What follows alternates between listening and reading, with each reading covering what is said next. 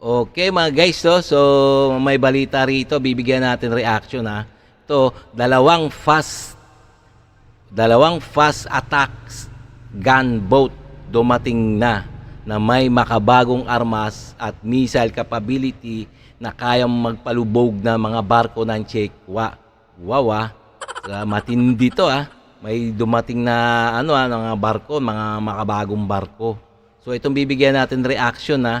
Reaction video. Pwede rin kayo mag-comments dyan, suggestion kung ano mga nasa loobin nyo. Okay? Kung bago ka pa lang sa aking channel, guys, please like and subscribe na lang muna sa ating YouTube channel. And also, paki-subscribe din kay John Reps. So, sa kanya galing tong video na to, no? Okay, no? So, umpisa na natin.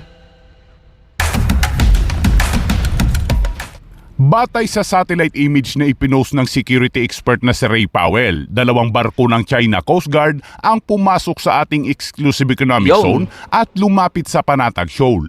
Batay sa ulat, isa sa mga barko umano ay ang bumangga noon sa resupply boat ng Pilipinas sa Ayungin na may bow number na 5203. At ang kasama naman ito ay ang China Coast Guard vessels na 5901 na may sukat na 165 meters na itinuturing na pinakamalaking Coast Guard vessels sa buong mundo. Merong pumasok sa ating exclusive economic zone diyan sa Baho de Masinloc or diyan sa Panatag Shoal na pinadala ng mga Chino yung pinakamalaki na lang barko na China Coast Guard. So ito pagpapakita ng pagyayabang ng Chino. O naninindak lang ba sila? Mga lintik sila? Kahapon ay emosyonal na humarap sa public consultation ng Kamara ang isang mangingisda sa Masinloc, Zambales dahil ang dating pangingisda nila sa Scarborough Shoal ay imposible na raw dahil mahigpit na ang pagbabantay ng China sa lugar. Sino tutulong sa amin? Kapag eleksyon, kilala mo kami. Pagdating sa problema, di nyo kami kilala. Paano po? Ito po, diretsahan po. Diretsahan po, ang sinasabi ko, sa saluubin ko po, diretsahan po ako. Hirap na hirap po kami. Hindi po sapat ang ayuda. Malayang pangingisda lang po ang kailangan namin. Marami pong salamat. At Yan totoo yan. Totoo yan sinasabi ng mamang yun, no? Totoo yan na tuwing eleksyon lang kilala ang mga tao, no? Pero pagdating sa pangangailangan ng mga tao ay nagkakalimutan na. Ganyan naman talaga mga tradisyon sa ating bansa. So pero sino ang kawawa naman? Siyempre ang kawawa ay maliliit na Pilipino, lalong-lalo na ay mga mangingisda.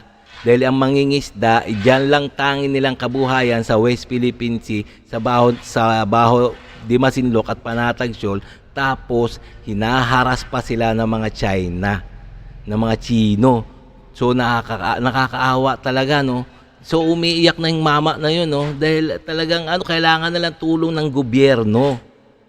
Tulong ng gobyerno para sila makapangisda ng walang istorbo. So ano kayang gagawin talaga ng gobyerno? Kilala lang sila, sabi ng mama. Sabi ng mama na yun na kilala ng mga politiko ang mga tao pag eleksyon. Nako! gaya ng resupply mission at maritime patrol ay naranasan na rin umano nilang tirahin ng water cannon at kinakuhanan na rin sila ng mga nahuli nilang isda. Pero hindi naman basta kuha lang mga kabayan dahil pinapalitan naman umano ito ng China Coast Guard ng 5 kilong noodles. Yun nga lang, mga expired na ito. Kawawa naman, no? Kawawa naman ang ating mangingisda sa Baho de Masinloc. Itong mga Chino na to, kinukunan pa sila ng mga kanilang mga huli na magagandang isda pa. Magagandang isda. Tapos pinapalitan naman daw. Pero mga noodles na expire. Ganon ang kaliit ang tingin ng mga Chino sa atin. Para tayo mga balasubas. Kinukuha yung magagandang huli ng ating mga mangisda at kanila pong kinukuha at kung ano yung kanilang hindi maibigan, yun na lamang po ang naiuwi ng ating Oho. mga isda. At Nako. ang pinapalit nila ay 5 kilong noodles na may expired pa yung kanilang binibigay. Naku, Ayon pa sa mga mangingisda ay nagsimula ang panggigipit ng China noong panahon pa ng Administrasyong Aquino at natigil lamang ito noong Administrasyong Duterte. Ngunit muli itong hinigpitan ng China nang umupo ang Administrasyong Marcos. Kaya naman ayon kay 2nd District Surigao del Sur Representative Johnny Pimentel ay maaaring meron ngang gentleman's agreement si Duterte at Xi Jinping na nabuo sa West Philippine Sea. Sa galaw po ng mga Chinese government ngayon, na grabe talaga ang kanilang mga hakbang na ginagawa. Nagpapadala ng ilang barko, nagkakaroon ng mga ikangang mga insidente na hindi maganda. So this could be a result ng gentleman's agreement Yes. na sinasabi nung Chinese ambassador. yes, tama yun. Yung sinasabi ni Surigao del Norte, representative, no? Tama. May naganap na gentleman's agreement nung nakaraang administrasyon kasi mabait ang China noon eh. Tiniyak naman ng Philippine Navy na ginagamit nila ang Comprehensive Archipelagic Defense Concept o CEDC sa pagprotekta sa teritoryo ng Pilipinas kasama ang 200 nautical miles na exclusive economic zone ng bansa. Sisiguraduhin din umano nila na ang lahat ng yamang dagat sa lugar ay pakikinabangan daw umano ng lahat ng Pilipino. Teka. Eto, magkokomentaryo tayo rito Papakinabangan daw lahat ng yaman dagat ng mga lahat ng Pilipino. Yung mga balita na ang Chino kinukuha yung mga huli ng mga mangingisdang Pilipino. So talagang kabaliktaran yata eh.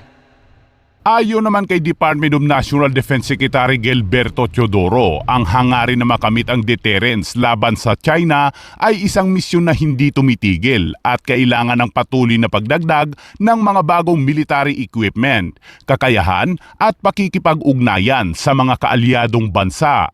Ang Philippine Navy naman ay formal na nagtalaga ng 2 Fast Attack Interdiction Craft o FAIC na nilagyan ng Spike and Loss on Non-Line of Sight Missile System. Ang commissioning rates para sa mga bagong sasakyang pangdagat na pinangalan ng BRP Herminihildo Yurong PG-906 at BRP Lawrence Narag PG-907 ay ginanap sa Naval Station Jose Andrada, Rojas Boulevard, Maynila noong Martes. Sinabi ni Philippine spokesperson Commander John Percy Alcos sa isang balita noong Miyerkules. Natanggap ng Philippine Navy ang 2 gunboat mula sa Israel Shipyards noon pang November 18, 2023. Sinabi ni Philippine Navy Chief Vice Admiral Toribio Adasi Jr. sa commissioning rates na ang mga craft na ito ay kailangan ng mga assets para sa archipelagic defense na inaakma upang tugunan ang mga natatanging hamon na likas sa Philippine marine landscape. Teka. Dumating na yung mga fast attack gunboat na at pina-inauguration na ng ating Philippine Navy, no. Sana nga magamitin, hindi yung pan-display lang, no. So lang, sabi daw magagamit daw, sabi ng Philippine Navy daw magagamit daw yan sa depensa. Nako. Parang yata ewan. Pang depensa daw. Ewan natin kung magagamit yan. Yung water cannon nga, hindi nga sila nakadepensa. Bilang force multipliers, ang mga craft na ito ay binigyang daan sa mabilis na deployment ng force projection, palakasin ang ating deterrence at itaguyod ang mga maritime security sa buong karagatan ng Pilipinas. Maritime security daw. Magagamit ang mga fast attack gunboat, maritime security. So, ewan ko na lang kung maniniwala tayo dito Pwede rin kayo mag-comments dyan mga guys So, fast attack gunboat, magagamit daw sa depensa at sa mga kung ano naman mga banta sa dagat. Nakikita naman natin ang sitwasyon ngayon, no. So, kailangan talaga natin mga ganyang assets. Pero nasaan na ba sila? Sinabi rin ni Adasi na ang pagkuha ng mga missile-capable craft na ito ay tinatawag ding Acero Class Patrol Gunboat na lubos na magpapabilis sa patuloy na pagsisikap ng modernisasyon ng Philippine Navy. Pinasalamatan din ni Adasi ang pambansang pamahalaan at Department of National Defense para sa kanilang suporta sa buong proseso ng pagkuha ng FAIC. Ang mga sasakyang pangdagat ay pinangalanan pagkatapos ng 2 Medal of Valor awardees, ang yumaong Marine Staff Sergeant na si Hermenegildo Yurong at Marine Corporal Lance Narag na nasawi sa linya ng tungkulin noong kampanya ng gobyerno ng Pilipinas laban sa mga rebeldong Muro sa Mindanao noong taong 2000. Ang Philippine Navy ay mayroon na ngayong 6 na Acero Class gunboat sa serbisyo. Ang unang 2 Acero Class gunboat ay ang BRP Nestor Acero at BRP Lulinato Tuong na inihatid noong September 2022. Gaganda, no? Ang gaganda ng mga bagong gamit natin na fast attack gunboat. At kinumisyon pagkalipas ng 2 buwan. Ang ikatlo at ikaapat naman ay ang BRP Hinertinangag at BRP Domingo Diluana na inihatid noong April 2023 at kinumisyon sa sumunod na buwan. Ang natitirang 3 pang Acero Class gunboat ay inaasahang gagawin at ihahatid sa loob ng 2 taon. 4 sa mga barko ay armado ng Enlos missiles na may pinpoint accuracy at may range na 20. Wow! Ang gaganda pala ng mga amenities nitong barkong to, no? Mga fast attack gunboat na to, no? So, ayan, sana nga hindi talaga pan-display lang 'yan. 25 kilometers. O kaya pang hindi sana gamitin sa pang lang 'yan, yung sa pagyayabang.